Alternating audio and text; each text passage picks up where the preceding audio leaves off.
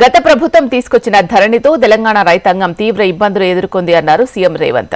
2010లో ఒడిశా కూడా ఇదే ధరణి విధానాన్ని తీసుకొస్తే ఆ ప్రభుత్వం తప్పు చేసిందని ఎన్ఐసి కాగ్ సూచించాయని తెలిపారు. భూభారతి బిల్లుపై చర్చలో భాగంగా రేవంత్ రెడ్డి శాసనసభలో ప్రసంగించారు. అవకతవకలకు పాల్పడిన సంస్థకు ధరణి పోర్టల్ బాధ్యతను అప్పగించి 50 లక్షల మంది రైతులు వారి భూముల వివరాలు ఈ సంస్థ చేతిలో పెట్టారని, ఫలితంగా పెద్ద ఎత్తున భూ దోపిడీ జరిగిందని ఆరోపించారు. ధరణిలో అనేక లోపాలు ఉన్నందునే భూభారతి తీసుకొచ్చామని, ఈ చట్టం ద్వారా ప్రతి భూ యజమాని హక్కులు కాపాడతామన్నారు సీఎం రేవంత్. మీ ద్వారా శాసనసభ రికార్డులకే కాకుండా తెలంగాణ సమాజానికి కొంత సమాచారాన్ని విశ్లేషణ ద్వారా నేను చెప్పాలనుకుంటున్నా అధ్యక్ష.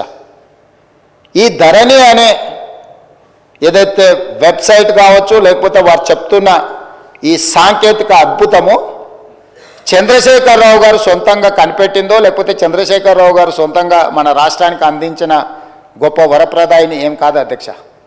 2010 సంవత్సరంలోనే ఒరిస్సా రాష్ట్రం, మన పక్కనున్న రాష్ట్రం, ఈ ధరణి పేరు మీద ఈరోజు తెలంగాణ రాష్ట్రంలో ఏదైతే ఈ ధరణి ఈ మాడ్యూల్ని ఇంట్రడ్యూస్ చేసినో IL&FS సంస్థకు 2010 సంవత్సరంలోనే అక్కడ రిజిస్ట్రేషన్లు చేయడానికి, అక్కడ భూ రికార్డులను పరిశీలించడానికి ఒరిస్సా ప్రభుత్వము నామినేషన్ బేసిస్ మీద వాళ్ళకి టెండర్ ఇచ్చింది అధ్యక్ష.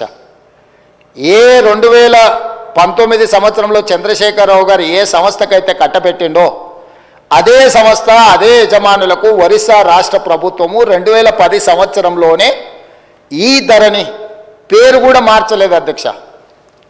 నువ్వు ధరణి అన్నావు, వాళ్ళు ఈ ధరణి అన్నారు. ఎందుకంటే ఎలక్ట్రానిక్ రిలేటెడ్ ఇష్యూ కాబట్టి ఈ ధరణి పేరు మీద 2010 సంవత్సరంలో ఒరిస్సా ప్రభుత్వం ఆ సంస్థకు అప్పచెప్తే 4 సంవత్సరాలు నిర్వహించిన తర్వాత కాగ్ ఏం నివేదిక ఇచ్చిందంటే అధ్యక్ష, 2014లో అసలు ఈ ధరణి ఈ రిజిస్ట్రేషన్ సాఫ్ట్వేర్ లోపాలను కాగ్ నివేదిక బయటపెట్టడం కాకుండా ఎలాంటి కాంపిటేటివ్ బిడ్డింగ్ చేయకుండా వాళ్ళకు నామినేషన్ బేసిస్ మీద ఇవ్వడం మీరు తప్పు. వాళ్ళకి ఎలాంటి అనుభవం లేదు ఇందులో. వాళ్ళకి ఏదైతే ఒరిస్సా ప్రభుత్వం అప్పచెప్పిన బాధ్యత, రిజిస్ట్రేషన్లు, రెవెన్యూ రికార్డ్స్కు సంబంధించిన బాధ్యత అప్పచెప్పినరో వాళ్ళకి ఎలాంటి నైపుణ్యం లేదు. ఇలాంటి నైపుణ్యం లేని సంస్థకు, లోపభూయిష్టంగా నిర్వహిస్తున్న సంస్థకు మీరు ఇవ్వడం 100% అని తప్పుపట్టడమే కాకుండా ఎన్ఐసి, కేంద్ర ప్రభుత్వ రంగ సంస్థ అయిన ఎన్ఐసికి ఇలాంటి సంస్థల్ని మీరు అసలు పక్కన పెట్టి వాళ్ళకి ఇవ్వకుండా వీళ్ళకి ఇవ్వడం తప్పు అని చెప్పి కాగ్ నివేదిక ఇచ్చింది అధ్యక్ష 2014లో. ఎవ్వరు కూడా ఈరోజు ఈ ధరణి పోర్టల్ నిర్వహిస్తున్న టెరాసిస్ కంపెనీ పేరు మీద మొదలయ్యి మారుకుంటూ పేర్లు మారుకుంటూ, సంస్థలు మారుకుంటూ, దేశాలు మారుకుంటూ ఈరోజు కేమెన్ ఐలాండ్స్కు, బ్రిటిష్ వర్జిన్ ఐలాండ్స్కి ఎక్కడికైతే చేరిందో అవి ప్రపంచంలో ఆర్థిక నేరాలకు సంబంధించిన ట్యాక్స్ హెవెన్ కంట్రీస్ అధ్యక్ష. ఆ దేశంలో నేరం చేసిన ఎవరు పట్టుకోలేడు, ఆ దేశం ఎవరికి వివరాలు ఇవ్వదు.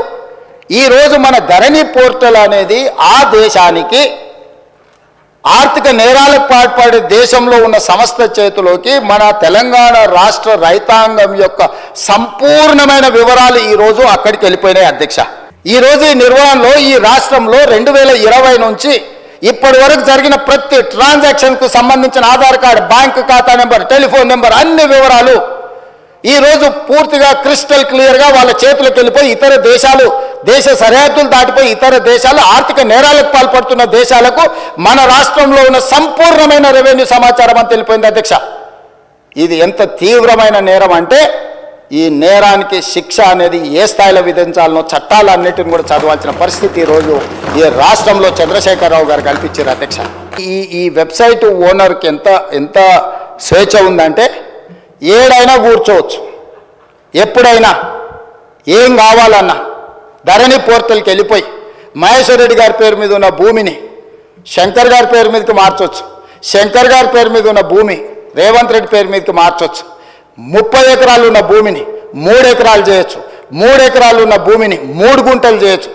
ఏం కావాలన్నా స్వైర విహారం చేసే అధికారం వాళ్ళకి ఇచ్చి, ఆ ప్రైవేట్ ఏజెన్సీలకు ఇచ్చి ఇవాళ పూర్తిగా రాష్ట్రంలో ఉండే భూమి అంటేనే భయపడేటట్టు, భూమి అంటేనే మాకు ఉంటుందో ఉండదో అని అభద్రతా భావంలోకి నెట్టేసే ధరణి చట్టాన్ని తీసుకొచ్చి